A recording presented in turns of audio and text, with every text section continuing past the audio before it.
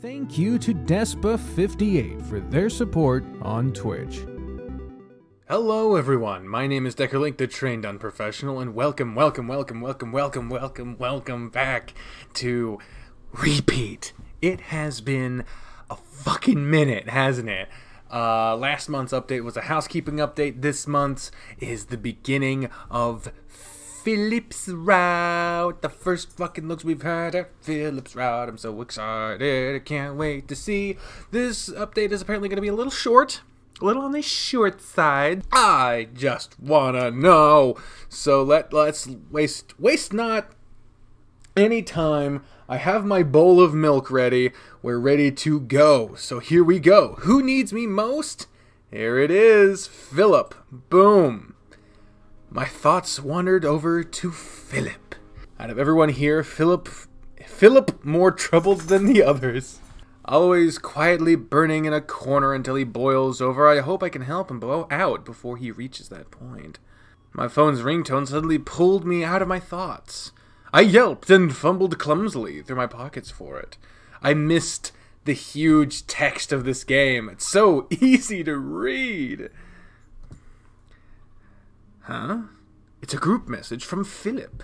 It looks like it's addressed to both me and Owen. Guys, you gotta help me.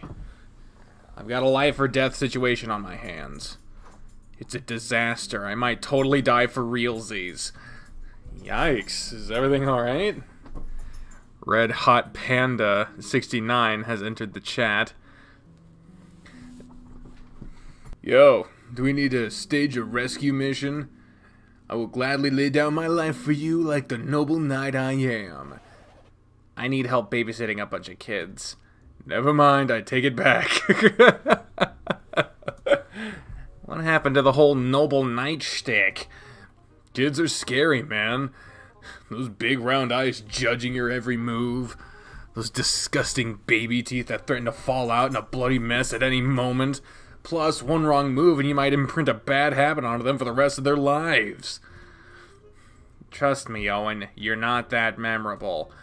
Where did these kids come from? I'm a part-time ice skating teacher at the community center down the street. Well, assistant teacher. Anyway, the main teacher called in sick again.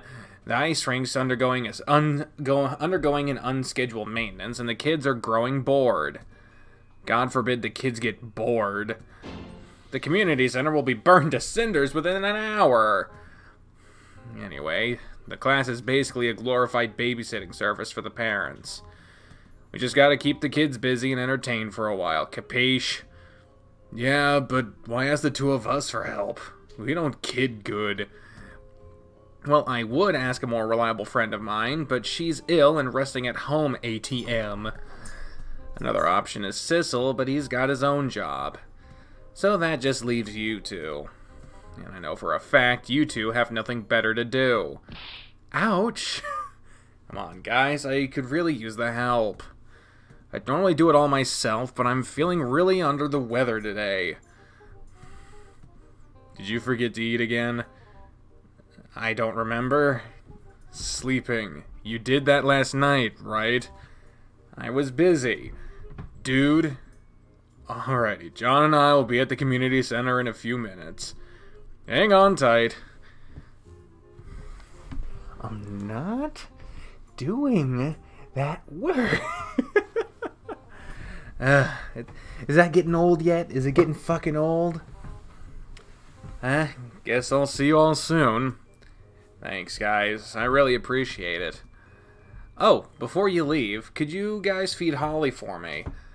She gets really cranky without her afternoon snack. Holly? It's that dumb pigeon thing that Phillip kidnapped from Mr. Rokov's class the other day. Excuse you, Holly isn't a thing. She's a beautiful specimen of a burb and my new daughter. What? Treat her with some respect, yo. Anyway, her bird seeds should be in my top right drawer. Tell her I love her. I'll see you guys soon. The fuck?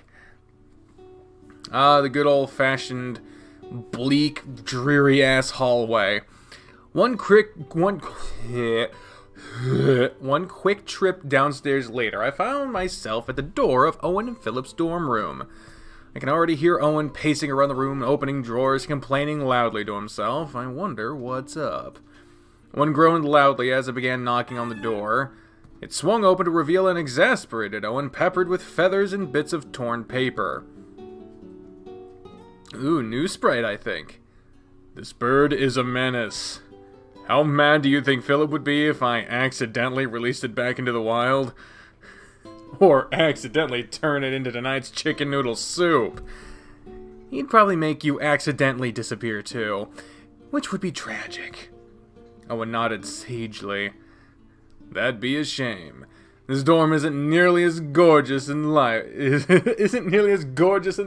without me. I rolled my eyes with a laugh. Oh, gorgeous one, have you fed Philip's bird daughter yet? We better head over to the community center before the kids burn it down. See, that's the thing. I can't find the damn bird anywhere. Just poop and feathers, and all the textbook pages it keeps tearing up when it's bored. It's hiding in a drawer or closet in here somewhere, laughing at me, I swear. Owen paced a heavy paste? He paced a heavy hand on my shoulder? I believe that would be placed a heavy hand on my shoulder and stared into my eyes with a serious face. Oh, God. John, help me find this damn pigeon. I've stared into the abyss, and the abyss stared back. The abyss smells like bird shit. It changes a man like you wouldn't believe. Alright. He really doesn't like this bird. Well, the real word. Well, I guess I better start looking.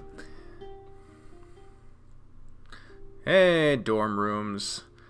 A glory that I fortunately never had to deal with. It's been a while since I've been to Phillip's and Owen's room. Things have certainly changed quite a bit. There's a stark contrast between the two halves of this living space. One side looks like it has a tornado. Like it had a tornado. What? One side looks like a tornado. Okay, that's another typo. One side looks like a tornado had used it for dance classes. Clothes lay everywhere, with textbooks and homework scattered across the carpet. A small tower of empty coffee cups were stacked in one corner, almost touching the ceiling. So it's basically my room, but with significantly more caffeine abuse. In contrast, the opposite side of the room looked as pristine and clean as an Apple store. Not a single thing was out of place. The bed was well made, and you could tell whoever lived here vacuumed the carpet regularly. Jeez, you two are a ridiculous roommate combo. I know, right? Philip's got to get his act together before his side of the room becomes a biohazard. What? I did a double take. Wait, what? You mean this dumpster diver hellscape side is Philip's? Owen blinked in a silent, well, duh. But Philip's always felt like the responsible and tidy type. Oh, let me guess, I'm the messy, no hygiene jock type, huh? Owen huffed indignantly. I'll have you know I basically got raised by my butler. Of course I'd inherit his butlery cleaning habits. Needless to say, I make a flawless roommate. Except for the whole groping fiasco from last week. Owen looked visibly uncomfortable. I'm loving all these new sprites. Well, yeah. I've been trying to make up for it, though. Anyway, there it is. Philip's the real walking disaster around here. The kid works at his desk day in, day out, while gulping down an obscene amount of coffee. He always forgets to eat, leaves in the middle of the night to do God knows what, then comes back at the crack of dawn. Oh, and Philip doesn't sleep. He goes into an exhaustion coma for like an hour every night before doing it all over again. Owen shook his head disapprovingly. I'm pretty sure Philip's functioning on pure salt and sheer force of will. Jeez, I'm surprised he's still functioning at all. Owen jabs a finger at his own chest proudly. It looks like he's pointing at his eye. I'm kidding, you can't have a sprite for everything. That's partially thanks to me, actually. I've basically been taking care of him for a few days. I sneak a bunch of food from the dining hall for Phillip whenever he comes back from his midnight escapades. That, and I've been cleaning up and vacuuming his side of the room occasionally. It'd really bring down the mood if Phillip died from a stress-induced heart attack, you know. That's real nice of you, actually. I'm surprised, Owen. Hey, look, he has a tail. Remember there was a criticism about that. I've always been a loving gentleman to those who need my services. I guess this is the stressed life of an honors student with a part-time job who also is the vigilante black cat. No wonder why he's asking us for help. Speaking of which, we better hurry up and find that damn pigeon. Phillip would throw a fit if we didn't feed the little fellow before leaving. Alright, where should we begin searching? Owen shrugged as he began digging through a corner of Phillip's trash pile of a room. I turned the place upside down already. Your guess is as good as mine. Well, I guess it's pigeon hunting time.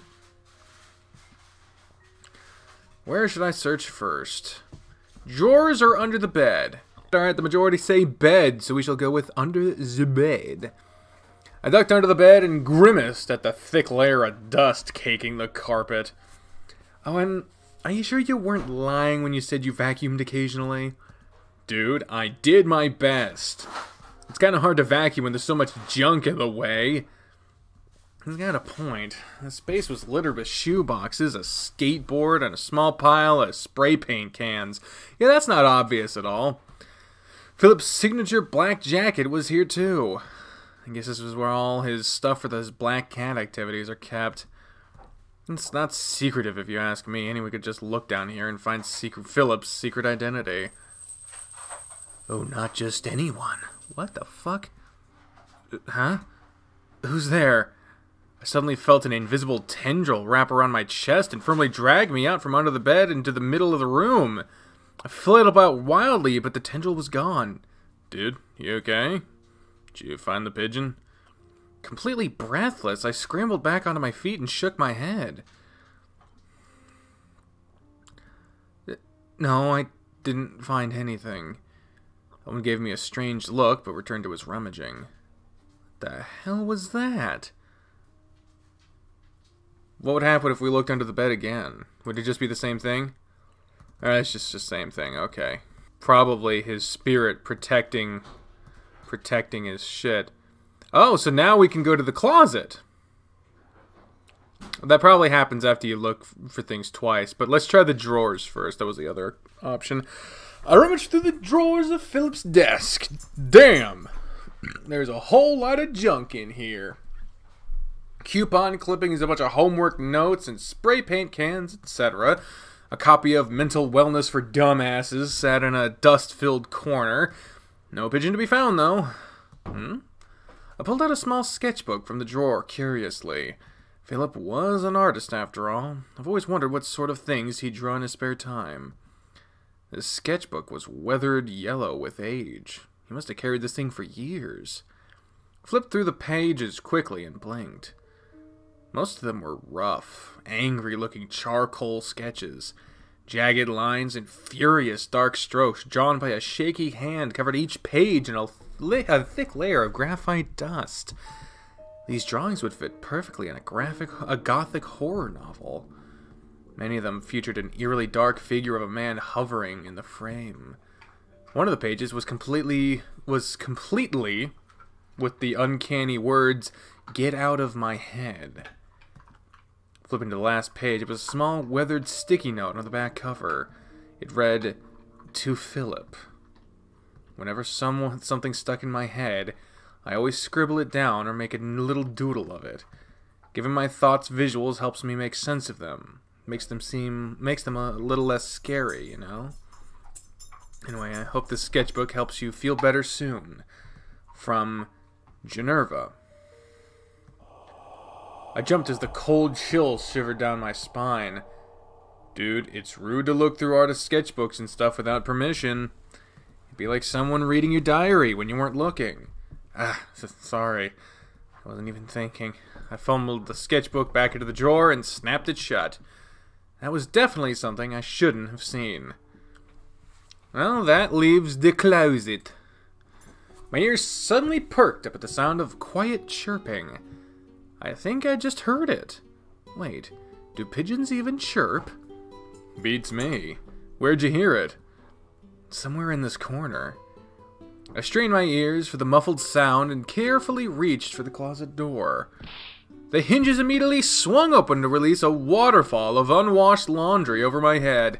Ew. I yelped and fumbled through the clutter indignantly. Phillip really needs to learn to clean up, huh? A yellow bandana buried under the sea of clothing was squawking angrily against my leg. I gingerly picked it up to reveal a furious ball of feathers underneath. There it is! Oh, there you are! How the hell did you even get into the closet? Oh, he's so mad! The pigeon, Holly, was it? Hissed and spat like a savage rattlesnake. Hey, watch it. Getting your spit all over my camera. Oh, it's getting mad. Oh, it's going crazy. As though to spite me, the pigeon began hissing even louder and fired another shower of spit at me. I shielded the camera hanging from my neck protectively as Owen took Holly from my grasp. Jeez, you'd think it's a peacock with how high maintenance it is. Alright, come here, you. Eat your lunch, and then we can finally go to the community center for Phillip. Holly chirped indignantly, again, as Owen plopped it down on its apparent nest on Phillip's desk made out of office supplies. She grew significantly less angry with Owen when Owen tossed a handful of bird seeds over its head.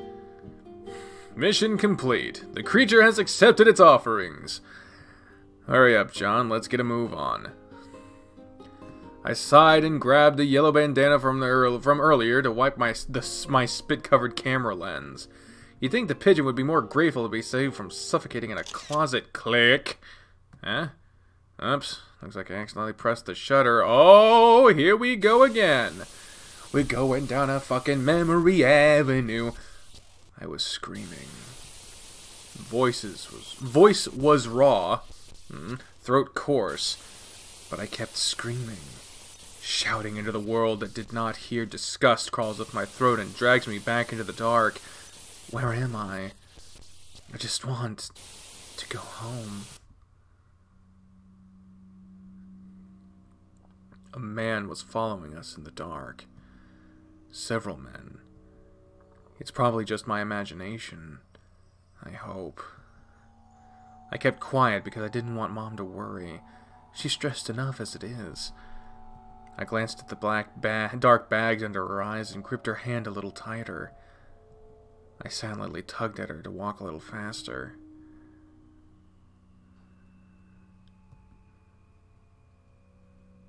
Dots? A lot of fucking dots. They're still there. We're almost home, though. Just a little longer.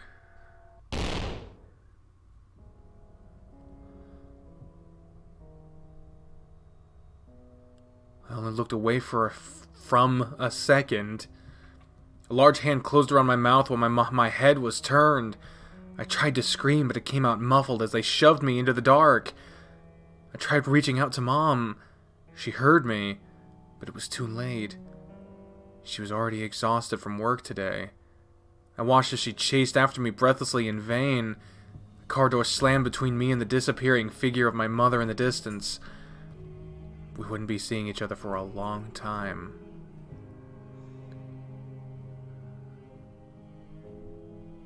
I never stopped screaming. They tried to gag me, drug me, beat me into submission. They needed their toys to be cooperative. I was not going to sit down quietly. I needed to get home. Mom was waiting for me. I just want to go home.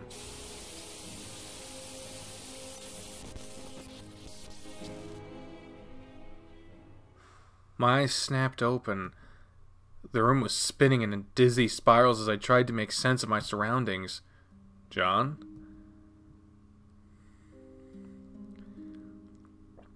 Dude, are you alright? You just blanked out all of a sudden. I groaned and pressed my head against my face. I'm fine. I just get tired sometimes. You sure? Maybe you need a moment before we get going. Does this happen often? You look really out of it. It's all good. The dizziness usually goes away pretty quickly. Let's get going to the community center. I'll feel better with some fresh air. Owen looked concerned, but slowly nodded and helped me out the door. As we were leaving, I squeezed my eyes shut tightly for a moment. What did I just see? Phillip, what happened to you? I walked to the community center and was a quiet one. Owen must have thought I was suffering from a headache or something and stayed silent. The actual community center, on the other hand, was in absolute chaos when we arrived.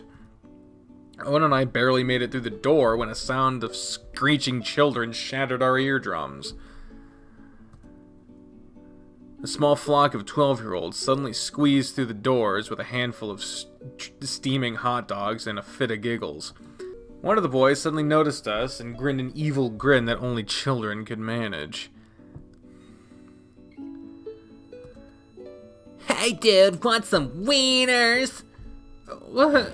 A barrage of scorching meat suddenly collided with my face, one of them nailing me in the left eye. I yelped and stumbled backwards into Owen's arms in blind bewilderment. The heavy smell of hot dog clung to my face as I tried to wipe my eyes. You could hear the little suckers giggling as some of them retreated back into the building. Oh damn, your eye is like bright pink now. What the hell was that? Hey, we don't say bad words around here. Anyway, Mr. Phil says sharing is caring. Do you want another one? I braced myself as another barrage of hot dogs showered over me. Kid, go back inside! Where are you even getting these hot dogs anyway? The hot dog man didn't come to work today, so Mr. Phil took over his stand.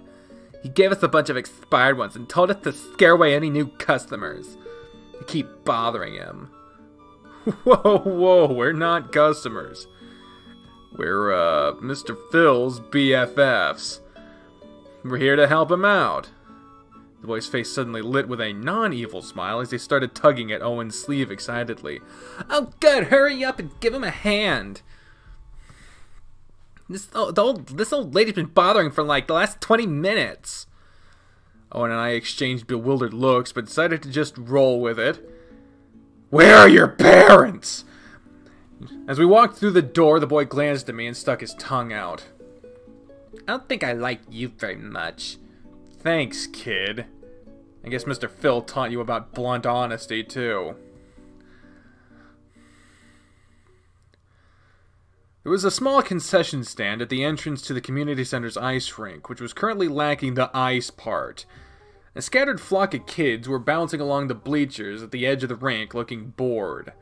Meanwhile, Phillip was standing behind the concession stand with an expression somewhere between the 5th stage of grief and plotting a homicide. There he is. Ma'am, for the last time, this concession stand does not accept coupons, nor has it ever issued coupons. But it says right here, buy one, get 5 free at this location. This is false advertising. Phillip lifted his head towards the ceiling and inhaled hard, as though praying to some higher power for strength. Ma'am, this piece of paper you are showing me is a photoshopped stock image of a hot dog printed on plain white paper, with no expiration date or terms and conditions. I can't accept this transaction. This is ridiculous. Do you even know how to do your job? I want to speak to your manager. My supervisor is out right now. Well, then I'm staying here till he comes back. We close in 5 minutes. If you dare leave me here, I'll call the cops. Phillip sighed and reached over to turn off the lights on the concession stand. Please do. I will be happy to explain this fraud attempt to them. Anyway, if you'd excuse me, I have other responsibilities to tend to. The woman looked like she just swallowed a lemon. Owen and I watched in fascination as Phillip began calmly closing down the hot dog stand in front of her furious, shaking face. I will get back at you one of these days, just you wait. Get ready to kiss your job goodbye. Phillip stared at her dead in the face as he poured a vat of hot dog water down the sink. Dear mercy me, what will I ever do without my beloved job at this precious hot dog stand? That's the image in line that was shown on the Patreon preview, and I really was like, what the fuck are you talking about? Now it makes sense. Oh, wait. I don't work here. I got ordered to be here because the actual hot dog man called in sick and the community center short on staff, and now I have to supervise a class of kids while running a hot dog stand and teach an old lady that horribly artifacted JPEG images can't be used as coupons! You! Hey, quit bothering Mr. Phil, you big phony! The lady turned to argue, but a hot dog suddenly sailed through the air and shot directly into her open mouth. We all stared in horror as the lady doubled over in a choking fit. I'm not paid enough for this. Ignoring the coughing lady on the ground, Phillip blew a whistle to grab all the kids' attention. Alrighty, gather around, kiddos. Since the ice rink is closed, we're all moving to the Arts and Crafts Center and chilling there until your parents come along. Phillip glanced in our direction with a relieved smile. Over here are my minions, John and Owen. They'll be helping us with a few activities while we're there. Sound good to everyone? One of the kids raised her hand gingerly. Mr. Phil? Yes, Polly? That lady is dying. She pointed at the spluttering old lady still writhing on the ground, hacking up bits of hot dog. Phillip glanced at her tiredly. That, Polly, is what we call natural selection. You'll all be learning about it in science class at school real soon. By the way, nice shot there, Arnold. The hot dog throwing boy perked up with a proud grin. Anyway, everyone follow me. Chop chop.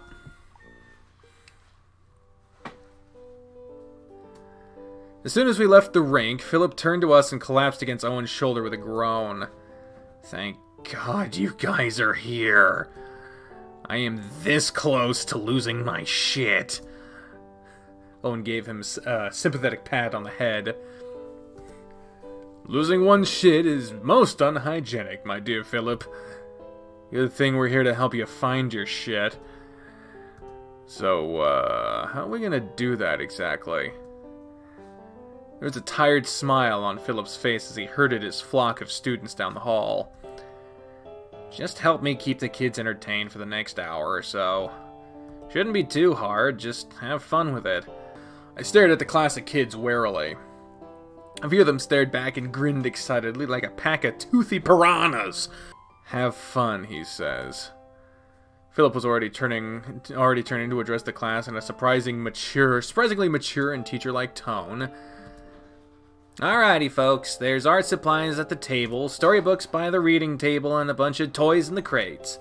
My buddies Mr. Owen and Mr. John will be hanging out and looking to make friends. They're super nice, and will be happy to help y'all with anything. Y'all. I'm real sorry we couldn't continue with our ice skating lesson today. The maintenance staff picked a bad time to re-ice the rink. But we're gonna have a good time here anyway. Any time with you is a good time, Mr. Phil. Phillip laughed and gave the kid a small thumbs up. Thanks, Arnold. Glad you always have my back. I'll be sure to call if another demonic customer shows up at work. But right now, I'm gonna have to ask you to throw away those hot dogs and wash your hands. Aw, but they're so fun. Owen and I watched as Phillip escorted hot dog boy Arnold out of the room to wash his hands. We turned our heads back towards the small crowd of kids staring up at us, watching us expectantly. I felt a sense of primal fear rise up from my chest. Oh God, how the hell are you supposed to handle kids?